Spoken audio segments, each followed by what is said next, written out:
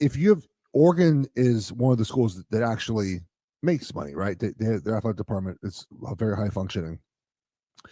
The NIL mostly covers football players, right? We know that.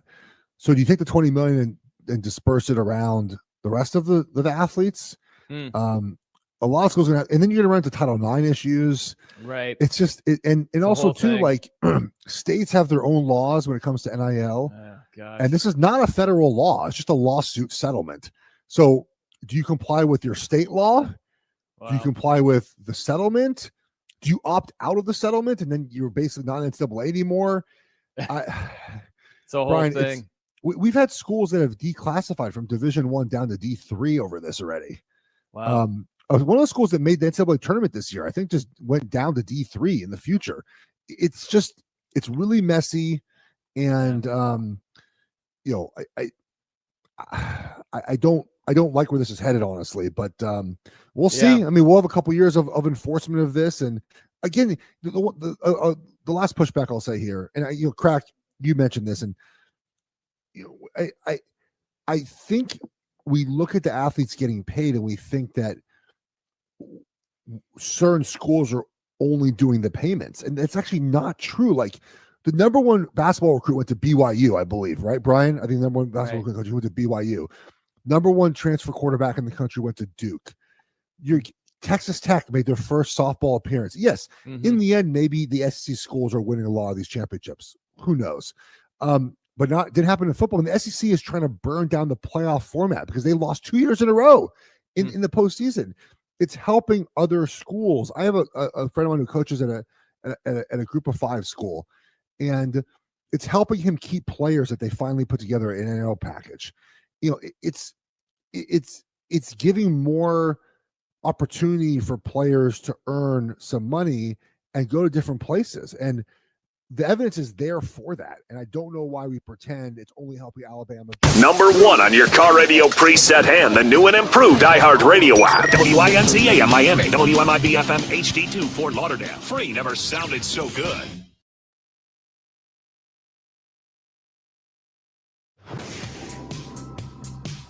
Pitch. Stowers cracks that one out to center and deep. Siri is back. He looks up and it's gone. The Marlins waste no time. Kyle Stowers with a 2-run shot, and they take a 2-0 lead in the first. Miami Marlins baseball is on deck. 2-1. That kicks away from Rodriguez. Hill breaks for the plate. There will be no throw. And on a wild pitch, the Marlins walk it off again. 1-2. Conine lifts out to left field. Tommy Pham working back to the warning track. So is Sawinski. They look up and it's gone. Griffin Conine to left center. And we're tied at 2 in the 7th. Marlins on deck.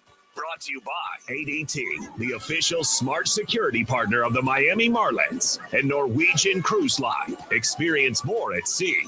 Let's head out to the ballpark. Here's your host, Steven Strong. Well, nice job, Ahmed. Welcome. We're live from Steinbrenner Field here in Tampa, Florida on another sweltering Sunday morning, 88 degrees. You're listening to Miami Marlins baseball on the radio. It's Fox Sports 940 Miami, game 63 of 162. Wild win for the Marlins yesterday afternoon. In 10 innings that snapped a 5-game skid. It started with a scary start to Ryan Weathers' start. It ended with Cade Gibson earning his first win, Xavier Edwards flashing some leather in the 10th, and an offensive outburst, plating 11 runs to edge the Rays 11-10. Now, with a victory today, the Marlins can clinch a winning season Citrus Series for the first time since 2018. We're pumped to bring you Game 3 series finale between the 34-30 Tampa Bay Rays and your 24-38 Miami Marlins. Big V, Anthony Veneziano, will open and start today for the first time in his career. 27-year-old southpaw was recalled from AAA Jacksonville. Who to follow? Well, we don't know. It could be Valente Belloso, could be Connor Gillespie, but we know who's starting for the Rays. Drew Rasmussen, 29-year-old right-hander, will face the Marlins for the second time in the last month. And this guy, Rasmussen, is coming into Sunday with a 23-inning scoreless streak. First pitch slated for 12:10 right here on the Marlins Radio Network. Well, welcome into Sunday Sermons here. Very good Sunday morning. Steven Strom, Jack McMullen, and Scott Kornberg. This is Marlins on Deck. Got a great show for you ahead. I also fear we're going the distance, and we thank you for your participation. We'll first hear from Ryan Weathers, and I'll explain the situation if you did not listen or watch the game yesterday. We'll also hear from Cade Gibson on his first win in the show. We'll get you out of the count with Veneziano and Rasmussen. Jack and Scott will jump in for some back and forth. Our X-Bowl question of today at Marlins Radio, and Steve's guarantee to victory. It's very rare, honestly, when you're doing this and you do 162 games. This is my third season. It is rare to say at the end of the day, end of the night, after a game that you've never seen something before. Yesterday was one of those moments. After Ryan Weathers delivered his final warm-up pitch, Nick Fortes fired a bullet to what was supposed to be to second base to Otto Lopez before, obviously, Ryan Weathers got going. Nick Fortes pelted Ryan Weathers on the head, and we saw Weathers go down. And initially, we actually didn't see it, but we saw Ryan Weathers on the ground. We saw trainers rush out. We almost thought at some point, because it's so darn hot here, that it was heat exhaustion or something. But it was Nick Fortes who accidentally, of course, hit Ryan Weathers on the head. Now, Weathers stayed in the game. He gutted through 3 innings, but his velo was down as well. So I want to play the sound from yesterday on Ryan Weathers and his overall health. Plus, I asked a couple more questions on his start. It's definitely a first. Obviously, it's just unfortunate, but also fortunate that it hit me in the top of the head, not the back of the head. So if we look at some positive, that's a good positive. I know how close you and Nick Fortes are. We saw him visibly upset. Just what kind of conversation did you have with him after that? Yeah, just tell him I'm fine. I'm still going to go to battle with you. It's not going to change that fact. It just was just kind of – it just sucked all around. It was just one of those weird days. I'm just happy we came out with a win. You obviously left this game a little bit earlier. Why and how are you doing? I'm doing good. Obviously in the third there, after the first, when I got up, it felt like somebody kind of shot me with adrenaline. And obviously the long second, just the heat, there's just a lot of factors today. And, just enough to where, I'm a competitor, but it was kind of after the third, is this actually going to be, positive for the team, for, me in general, and for Skipper? He's not going to send me out there if something's not 100% right. And so, yeah. We saw the velo down. How's your arm? Arm feels great. I get into I just felt very disconnected out there a little bit, just with just all that adrenaline had left me, and it was kind of just it's kind of like the episode of SpongeBob when everything's on fire inside of his brain. That I just felt like I was in pure chaos from after that happened. So it was just kind of the right time to come out of the game there. What a good analogy there. A good comparison on the SpongeBob. But in all seriousness, we're really happy Ryan Weathers is okay. And we asked, obviously, about his head, which he ends up checking out. And we're going to have an update on that later in the game.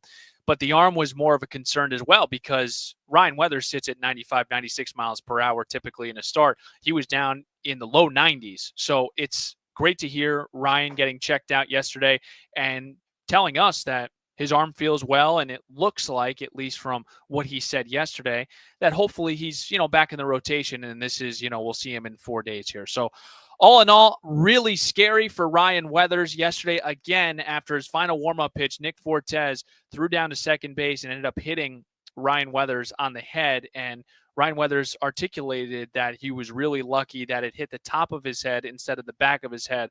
For obvious reasons, that could have played out a lot differently, but all in all, good account for Ryan Weathers, knowing that he's okay from his head and from his arm. So again, we'll have an update further into the game today, but really good to hear from Ryan Weathers yesterday. We got a ton more left. I'm fired up, man, on this Sunday morning. Marlins got a chance to not only win this series, but win the season series against the Rays for the first time since 2018. Big reason why they were able to punch back. Cade Gibson, he tossed a scoreless 9th and a scoreless 10th. We will hear Cade Gibson on his first MLB win, plus more on the Marlins Radio Network.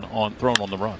A one pitch is hammered out to left center field pretty deep. Hernandez is back. Track, wall. He jumps up. Hernandez made the catch. Heriberto Hernandez in his second major league game takes a 2-run home run away from Tyler Fitzgerald to end the inning. The pitch at the same grip. sometimes. 1-1. Lee pumps into right center field. Myers on the move. Dane Myers back to the track. Myers jumps up, and he made an insane play. Dane Myers in right center field went leaping at the wall, full speed into the padded wall, grimacing as he lays on the warning track. But Dane Myers just took an RBI double away from Jung-Hoo Lee. That's incredible again. Fourth shutout for the Marlins. We've seen Edward Cabrera the last couple seasons. We've seen the great Cabrera. We've seen the struggling Cabrera. We're seeing the consistent Cabrera. What's the evolution of him looked like through the process? He's just attacking guys, getting ahead. His off-speed stuff looks better than ever. He's throwing strikes with it, so I think hitters have to be, conscious of all of his pitches instead of just a couple. So he's doing a really good job locating and executing everything. How did you guys attack this Giants lineup, not just with Cabrera, with all your arms today? Just going through the scouting report that, Mosk and the pitching coaches would give me. And they do a really good job, so just sticking with the plan, and Cabrera's doing a really good job, attacking them and executing it. You got to give me one. Dane Myers catch or the Hernandez catch? Man, both are great, but I think Dane's was probably one of the best catches I've ever seen. So that was unbelievable. Where would this team be without Ronnie Enriquez? He's been a rock out there, so he's thrown a lot of really big innings for us. He's come through many, many times. 0647 today. For license information, visit adt.com. Well, a very good morning to you. Usually I used to sleep in back in the day on Sunday morning. So if you're just waking up, welcome in. If you've been up for a couple of hours, thanks for stopping in. Fox Sports 940 Miami. Marlins on deck. Steven Strom, Jack McMullen, Scott Kornberg. We are with you here, and we're with you always here on the Marlins Radio Network as the Marlins complete the first leg of this three-city road trip. Miami in a good position here to take the series. Anthony Veneziano will open up. Valente Belloso, you have Connor Gillespie. Those two can follow to finish the bulk of the game. They'll go opposite Drew Rasmussen here this afternoon at 12:10. Take the Marlins wherever you go. Download the iHeartRadio app and make Fox Sports 940 your top preset to listen to every Marlins game. Well, a big reason why Miami was able to edge out the Rays yesterday was Cade Gibson. And if you don't know who Cade Gibson is, this is a pretty cool story. 27-year-old left-hander. He was a 10th-round pick in the 2022 draft. So he really worked his way up the minor league system fairly quickly for a major league player. In Double-A and High A last year was 3-3 with a 2.23 ERA combined, 80 2/3. This guy didn't pitch with the Marlins in spring training. I mean, he was not even on their radar. And he ended up debuting on April 20th against the Phillies. He threw 2 1/3 innings, and we all kind of sat there and said, who's Cade Gibson? So you've started to see Cade Gibson go from low leverage to mid leverage to now Clayton McCullough throwing him into the 9th and 10th. He earned his first major league win yesterday, and I was with him post-game after the win. Cade, that's a heck of a way to get your first career win. How were you able to get out of those 2 innings? You saw it there in the last, just great defense behind me. X is an amazing player, and you see that on display right there. But just trusting in my pitches and trusting the game plan. What did you see from Xavier in that 10th inning? Superman, literally. There's not many people that can make that throw across body, and that just shows the athlete he is. How would you illustrate today's victory for your team? Gritty. Don't stop. And that's kind of, what we've been talking about going forward, just, gritty and out hustling and out playing everybody, because you never know. If you run balls out, you hustle, you make the right plays, you just never know. So, Cade, we've seen you continue to build, and now you're in situations in the 9th and 10th. What does it mean to you that your manager believes in you? Yeah, first of all glory to God, or I wouldn't be in this position. I wouldn't be here right now, and I just, give all the credit to him. And that trust in me is big, and I want that. I want the ball in those situations, and no matter how it goes, either you learn from it or, you get the job done. And that's, kind of what I learned in San Diego when he put me in that spot at first, and I failed and got right back up, the next day. So it's just a learning experience and trusting my pitches. Where's that ball going? In a case at home for sure. It's special, and I just I'm just grateful for the opportunity for one, but glad to get a win, and maybe that'll get us rolling. Great job, Cade. Thanks for the time, man. Appreciate it. All right, that was Cade Gibson, and we'll housekeep here. Cade Gibson now 1-3 with a 1.06 ERA in 17 innings pitched. He tossed a scoreless ninth, and then, of course, what do you call it again, Scott? Not the ghost runner, the zombie runner? Zombie runner. Zombie runner. I'm a big believer in the zombie runner. I like they're that. resurrected. Exactly. That's what it was. With a zombie runner on in the 10th, Cade Gibson, with the help of Xavier Edwards, was able to keep the Rays at bay and hold on for a victory. And shout out to Xavier Edwards, who just made 2 outstanding plays. He's a zombie killer. Yeah. In other words, yeah. I mean, that when you think back to yesterday, we were talking about it this morning. There are so many things you could pick from yesterday's game of like, wow, that was really incredible. That was really incredible. But the way it ended, it had a walk-off feel, even though you were playing defense, just because of that defense from Xavier Edwards. Bizarre start, bizarre end, but here we are with an opportunity to win a series on this Sunday afternoon. We will break here. We'll get you ahead of the count. Again, Anthony Veneziano will open up. He'll make his first career start. But again, when we say open up, maybe 3, 4, 5 outs, I would say max for Anthony Veneziano. Some candidates to follow, Valente Belloso and Connor Gillespie, could be potential guys that Clayton McCullough can turn to. Drew Rasmussen will be the Tampa Bay Rays starter. He's fired 23 consecutive scoreless. We'll dive deeper into the matchup on the mound. 12-10 first pitch, and we're back in 2 minutes on the Marlins Radio Network. Jacksonville. Yeah. 3-2 on Sanchez, the pitch. High fly ball, pretty deep right field. Caballero turning around, looking up, it's gone! Jesus Sanchez crushes a 3-run home run. And after a 4-run Rays second, the Marlins have come charging back with 4 here in the third. It's 4-all on Sanchez's bomb, 425 feet off the awning over the stands and right. 2-2 pitch on the way to X. And that one a ground ball right side. That's through for a base hit. Norby comes in to score. Fortes going first to third, and Caballero picks it up. He pretty much walks it back into the infield. It's an RBI single for X, and the Marlins within 1 in the 5th. It's 6-5 Rays, and that gets Kevin Cash out of the Rays dugout. 1-2. That one wandered into shallow left field. The left fielder coming on. Morel dove, and it got behind him. It just dribbled, and it died in the outfield grass in left field. But Hicks pulls into second base. He's got a 2-run double. Sanchez scores from third. Lopez scores from second. And the Marlins are pouring it on here. It's 9-6 in the top of the 5th. It's on the way. And Myers lines one into left center field. That's in for a base hit. That'll plate another run. That takes Mangum to his forehand, but his weight working back. Myers with a head-first dive into second base. He beats the relay throw, and it's an RBI double. The Marlins have hit around, and they have plated a bunch this inning. 6 across in the frame, and it's 10-6 Marlins in the 5th. Looks at second twice. Here's his pitch.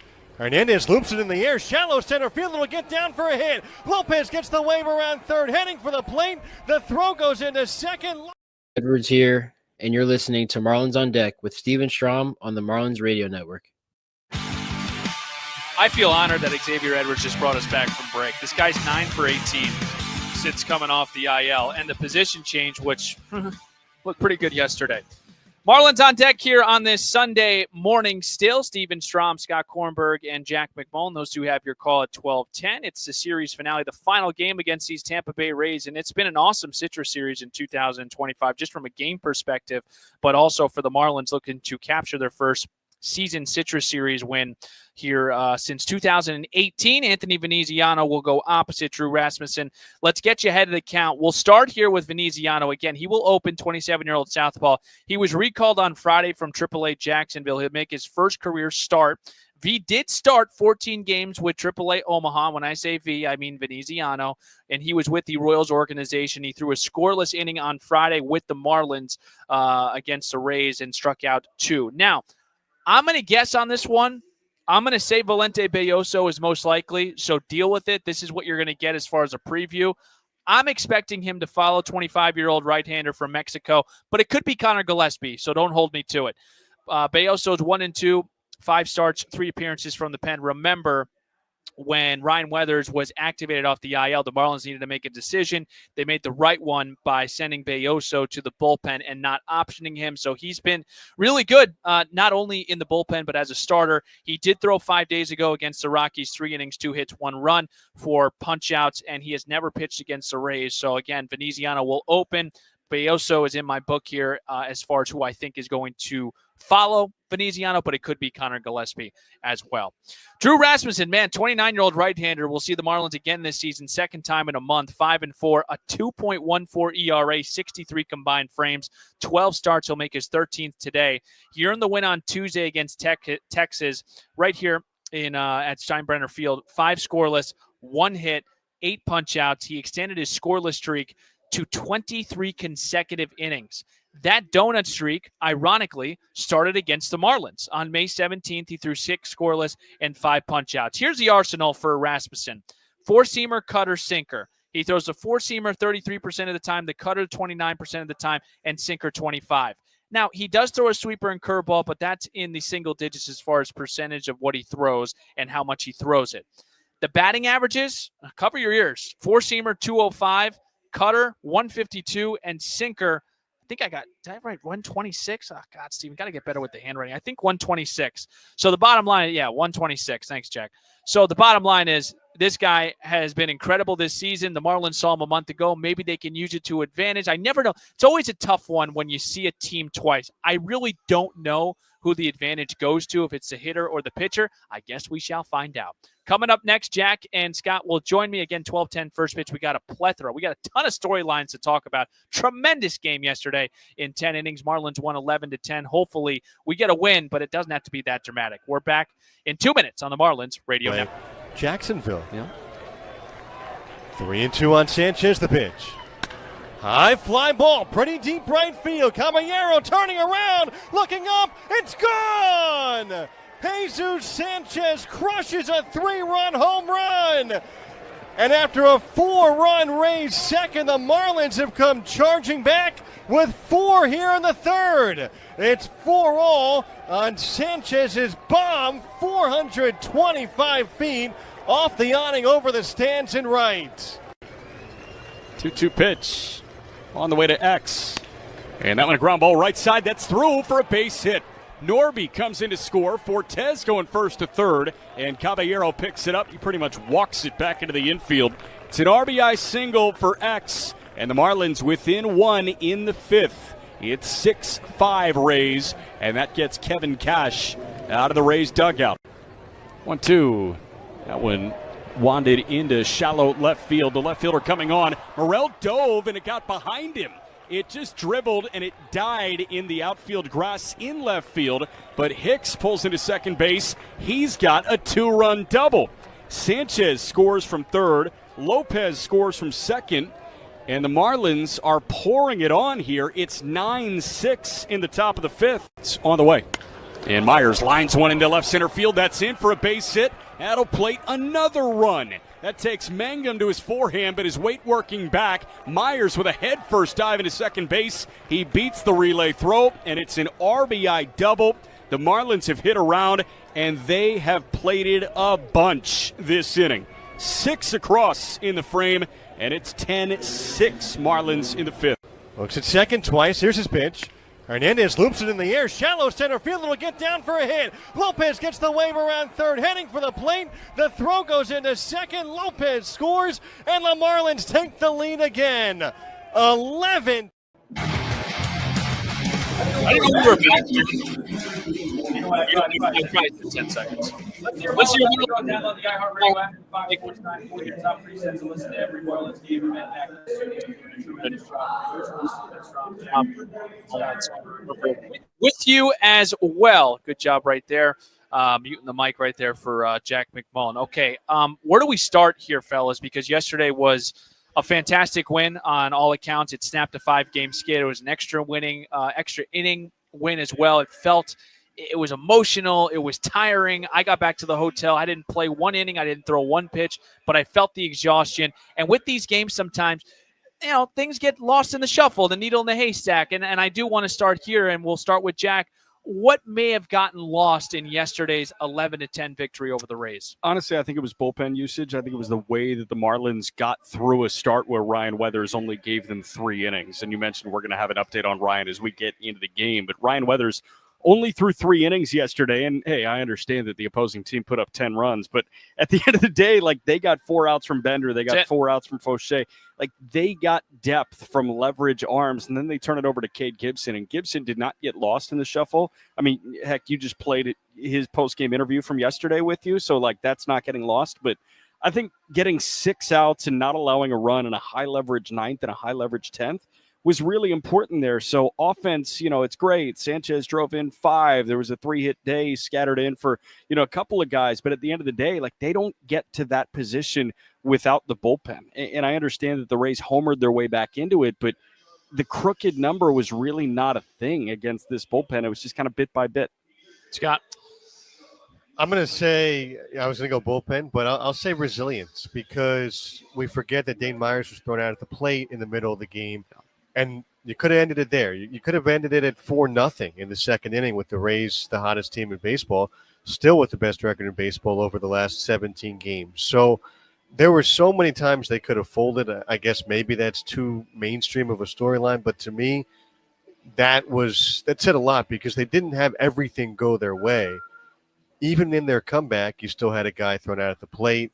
After that, they had 1 hit from the 6th inning through the 9th inning, and they still put together some really good at-bats in the top of the 10th inning to come home with this victory yesterday. I got 2 for you. I think the Sanchez home run maybe isn't obvious because it tied it up. I don't know if that ball landed yet, but I thought that and when the Marlins went down 4-0, I think we all kind of looked at each other and said, man, is this with a Ryan Weathers start? We were so excited coming in here on Saturday afternoon. But when a team punches you like that, and when something like that is freakish as it did to start the game, you kind of lose a little hope, like it's not your day-to-day. And I think Sanchez completely flipped that script and flipped the energy, and the dugout was like, okay, like, we're in this game. It's 4-4. Here we go. Brand new game. Now we go. The second part, Xavier Edwards. And, man, I mean, 9 for 18 since coming off the IL and the positional change. And then the 2 plays he made yesterday were phenomenal. And I want to also throw it to both of you guys about this, and we can start with Scott in this case. What do you think has led to the offensive outburst, at least early on here? Is it more about coming off the IL healthy, or is it more maybe about the positional change and less pressure at short?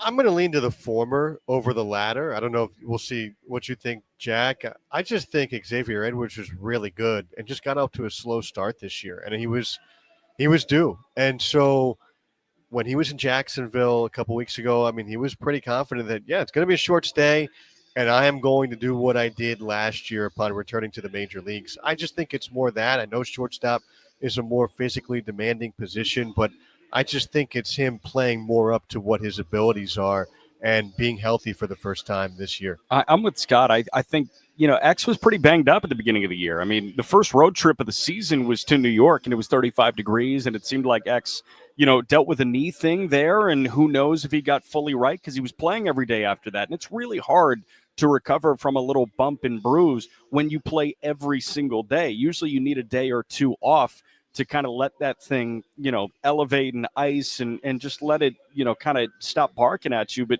X didn't really get that opportunity. Who knows how long the back was hurting him before he went on the IL with a back issue. So, I feel like this guy just took a moment to get physically healthy. And to Scott's point, like, X is really good at baseball. And I think that we're just seeing a good baseball player get hot right now that he's fully healthy. Okay, so Jack McMullen and Scott Kornberg are with me now.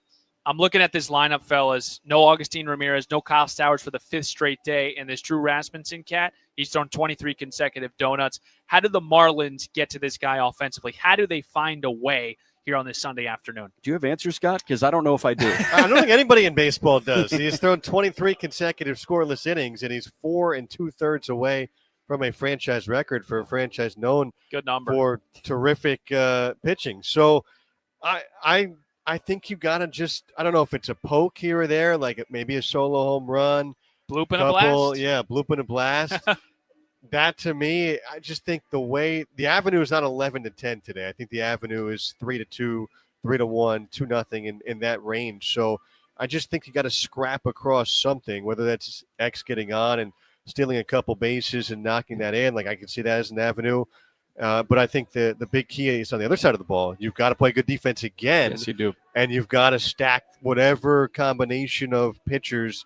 They've got to all be effective. And that's the worry with an opener game, is that if one guy's off, it can really throw everything off. Plan of attack, I feel like against Rasmussen, and I'm much easier said than done, could be force him to throw a lot of pitches. It's really hot outside, and Rasmussen, he's really good when you give him 6 innings. You try and eliminate an inning there, and you try to get to the bullpen. Fairbanks has thrown back-to-back games. You will, in all likelihood, not be seeing Pete Fairbanks pitch again today. So, that cuts their closer out of the equation. If you can get Rasmussen out and then you get 4 innings against the bullpen, that feels a heck of a lot better than 3 innings against the bullpen and Rasmussen going 6.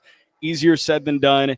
It all kind of fits in the same velocity window, which I think is a unique quirk. Like, he throws 3 fastballs, and that's just what he does 90% of the time. So, I think if you can time that up, but again, like, it's just different enough. Bartolo Colon did this, then Lance Lynn did this, and now we're watching Drew Rasmussen do this, where it's fastball, cutter, sinker. It's all hard, but it moves just enough to stay away from barrels. Yeah, it'll be interesting to see how the Marlins offense manufacture runs. This is a guy that opponents are hitting 189 against. League average is 245. He doesn't give up a lot of home runs, 2.5% home run percentage. League average is 3.1. And then the walks, 5.5%. League average is 8.5. I don't know what the answer is, but you know what the good part is? I don't have to know. That's on the coaching staff. So we'll break here. Expo question. Steve's guarantee. It's all next to Marlins looking to win their first Citrus Series season series since 2018. Marlins on Deck continues on the Marlins Radio Network. Jacksonville. Yeah. 3-2 on Sanchez, the pitch. High fly ball, pretty deep right field. Caballero turning around, looking up, it's gone! Jesus Sanchez crushes a 3-run home run.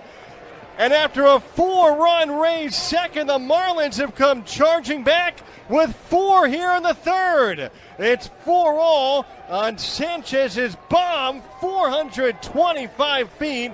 Off the awning over the stands and right. 2-2 pitch on the way to X. And that one a ground ball right side. That's through for a base hit. Norby comes in to score. Fortes going first to third. And Caballero picks it up. He pretty much walks it back into the infield. It's an RBI single for X. And the Marlins within 1 in the 5th. It's 6-5 Rays. And that gets Kevin Cash out of the Rays dugout. 1-2. That one wandered into shallow left field. The left fielder coming on. Morel dove, and it got behind him. It just dribbled, and it died in the outfield grass in left field. But Hicks pulls into second base. He's got a 2-run double. Sanchez scores from third. Lopez scores from second. And the Marlins are pouring it on here. It's 9-6 in the top of the 5th. It's on the way. And Myers lines one into left center field. That's in for a base hit. That'll plate another run. That takes Mangum to his forehand, but his weight working back. Myers with a head-first dive into second base. He beats the relay throw, and it's an RBI double. The Marlins have hit around, and they have plated a bunch this inning. 6 across in the frame, and it's 10-6 Marlins in the 5th. Looks at second twice. Here's his pitch. Hernandez loops it in the air, shallow center field, it'll get down for a hit. Lopez gets the wave around third, heading for the plate. The throw goes into second, Lopez scores, and the Marlins take the lead again. 11-10 here in the top of the 10th. A pinch hit, go-ahead RBI single for Heriberto Hernandez. Boys are here at Steinbrenner Field on an 88-degree Sunday afternoon in Tampa, Florida. It's the final game of the Citrus Series, the final game of the first leg of this road trip for Miami. They'll head to Pittsburgh after today's game, and then D.C. Steven Strom, host of the program here, Scott Kornberg, and Jack McMullen. Those two have your call at 12:10. Ahmed Jordan back in the studio. I feel like Steve Kerr today. It's all Ahmed. He's our Jordan today, carrying and righting the ship back at the Fox Sports 940 Marlins Radio Network studios. Let's get to our Expo question of today. The way we've been complaining and yammering about the heat, I don't blame you for wanting to mute us at times. But our Expo question today does have something to do with the temperature. The 2 hottest games in Major League Baseball's history took place in Arlington, Texas, with the Texas Rangers as a home team. Both games had a temperature of what? Make sure to vote at Marlins Radio. It's time for Steve's Guarantee. Batter up. Batter up. Let's play some ball. First pitch is moments away. Time now for Steve's Guarantees. Well, Connor Norby was our topic of discussion yesterday. He came into yesterday with a 2 for 31 slump. I would say I fear he may have broken out of it yesterday. 2 for 3 with a run. Now, I don't care about the hits. You know what I care about? The walk. He's seeing pitches. He's going to have to do that today against Rasmussen. I like him to collect an extra base hit here this afternoon. And the Marlins offense, don't expect 11 runs today. Again, Rasmussen comes into today with a 23 consecutive scoreless inning streak. I agree with Scott. I think this is going to have to be a 4-3, 4-2 type of game. Pitching is going to be at a premium for Miami. Folks, I hope you got the itch for first pitch, because when we come back, Jack McMullen paints a picture. Scott Kornberg, he's ready to rock. Starting lineups in first pitch is right around the corner. Thanks for tuning in to the Marlins On Deck pregame show. I'm Steven Strom. Let's flip the M together, Miami. Marlins baseball, it's next on the Marlins Radio Network.